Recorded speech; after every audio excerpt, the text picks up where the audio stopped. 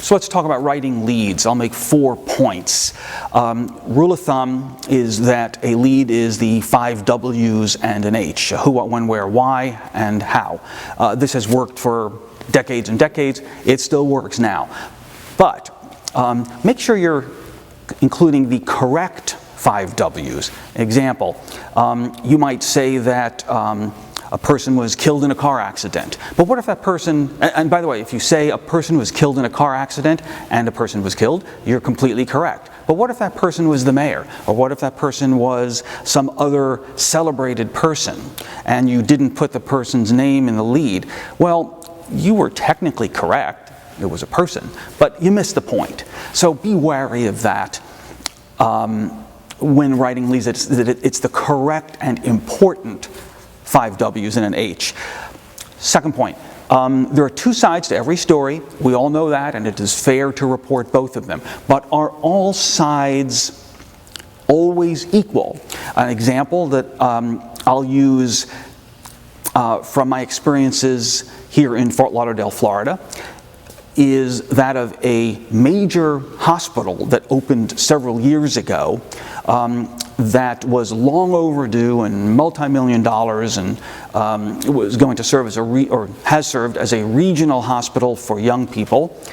And there were half a dozen people protesting the traffic implications of this. Well, an inexperienced reporter was going to give equal weight 2 sides to the story. Here are the advantages of the hospital, and here are critics of the hospital. But are these things really equal?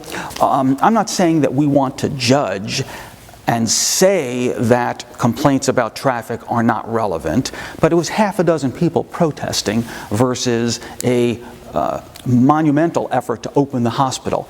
They're not equal, and to treat them as equal really isn't giving the readers a fair representation of what happened. So, 2 sides to every story.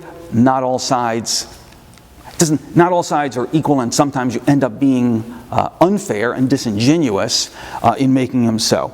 How to write a lead. Write a lead as though you were telling the story to a friend or a spouse or partner that you saw at the end of the day. How would you say it?